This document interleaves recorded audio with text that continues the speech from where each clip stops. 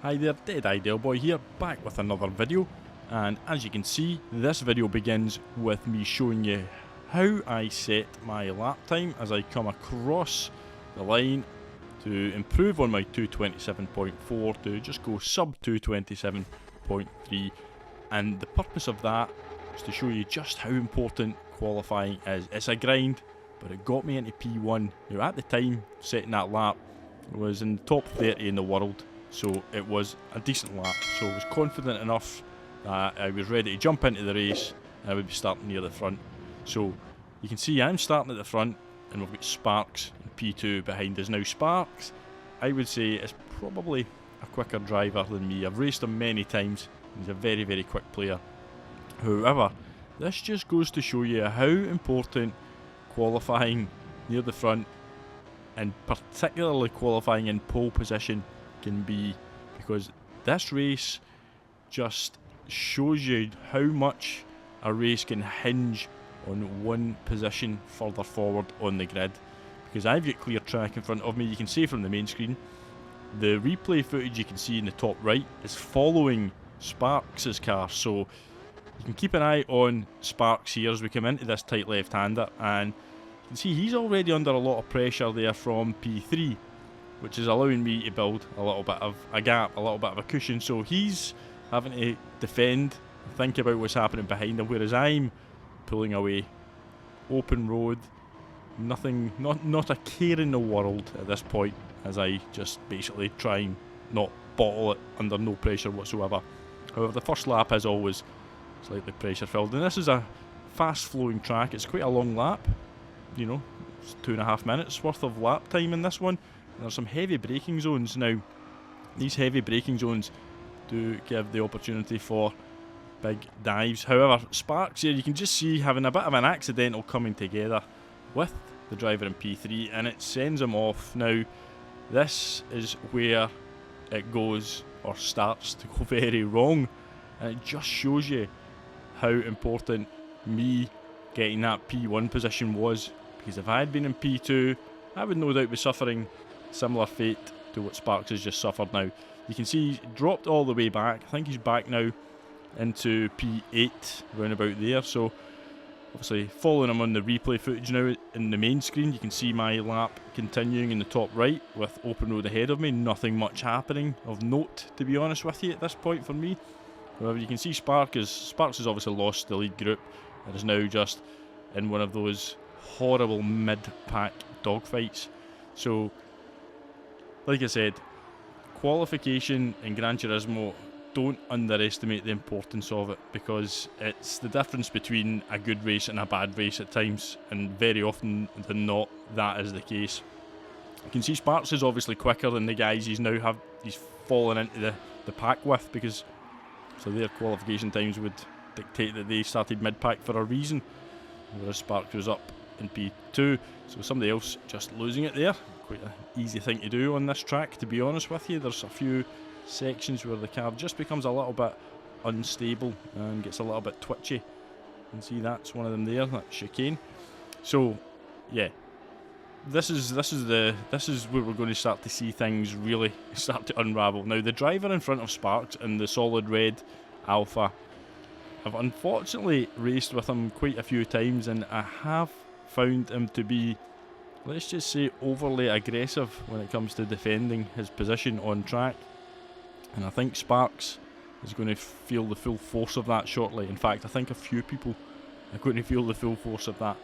But if you're looking to improve your DR, if you're looking to improve your driver rating and get, you know, to the holy grail land of A+, then I can't state it enough. You really just need to spend a lot of time putting in qualification laps and really grinding that time. Now, you can see Sparks now, he's got the run on the driver in the Alpha in front, the Swedish driver, Gargamel, I believe his name is. You may be familiar with his work, but you can see here he's really defending that position hard there. He basically power slides back in front. Now, he actually brake checks Sparks there, which was just insane. And then he goes back up the inside and just takes him out completely. So he's wiped Sparks out there, brake checked him, then wiped him out. Now that's just compounded with them. Obviously matters for Sparks as he's now fallen deep into the back of the pack. Now, from P2 to battling it out round about P12 now, I mean, you're going to lose a lot of DR if you're going to, you know, have those sorts of results. Thankfully, for most drivers of this kind of pace, that's not the norm, but it just shows you how crucial it is to get away at the start of a race cleanly. Don't get involved, just try and hit your lines, hit your apexes. You can see I'm up in the top right corner. I've not had anybody else in my, you know, rear view or radar or anything like that, and I'm onto the final lap and quite comfortably looking to hopefully take the win. However, Sparks is, yeah, he's basically in amongst it, in the trenches, hoping for an almighty disaster from about 10 cars in order to salvage this, but it's not going to happen, obviously. But, you know, this is it. He's really having to fight with these guys, because these guys are all obviously trying to get out of the A ratings as well, and, you know, their abilities are going to be slightly different from his, as he's comfortably an A+ driver. So he's going to have to try and figure out, you know, their lines that they're taking, and, you know, their skill levels you've got to take into account. You can't presume they're going to just allow you to pass, or they're going to race the way you're normally used to racing. You can see the driver in the black Audi there with an almighty end up the inside, getting the job done. But there's a lot more aggression, I believe, in this sort of area of the race, in that mid-pack area, I would suggest, than when you're racing up front with drivers that you can, well, you know and trust, dare I say. So, yeah. Two A+ drivers. You can see two very, very different situations are unfolding for them. But if we actually go back now and follow me, because that was kind of Sparks' race run. He was now, you know, languishing in P12, and that was, I think, where he was going to finish.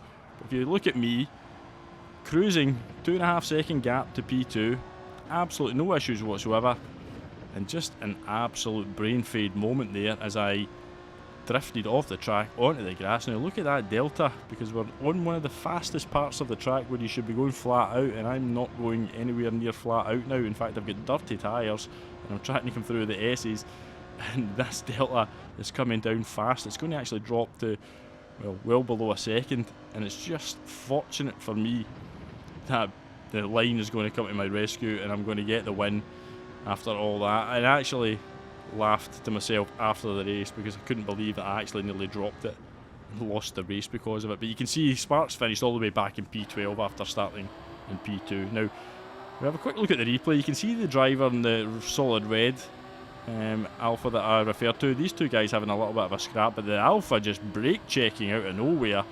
He actually sends himself off to the Shadow Realm. Now, he then has a big moment there in front of Sparks down in P9 and brake checks Sparks, and as we come round the corner here, this is just a savage takeout and took him round, and he actually then takes this guy out as well. So I don't know what this guy's problem was, but he really was in a one-man mission there to basically wipe out as many drivers as he could. But that's the sort of driver that you can find yourself back in the mid-pack with, and they guys tend to find themselves, you know, mid-pack, just hanging around the A ratings, the B ratings forever, because that's just the way they race. They're not really interested in improving, driving clean and getting it up to A+. So yeah, hopefully you found this useful. The message here: grind that quali, just grind it. Spend an hour, spend 2 hours, grind that quali if you want to get out of A and up to A+, or out of B up to A. Whatever you're trying to do, the only way, I can guarantee you, the only way out is from the front of the pack. Please listen to that message. Anyway, if you enjoyed this video, hit the like button, subscribe to the channel if you're enjoying the content, and I will hopefully see you all on the next one. So stay safe out there, and goodbye.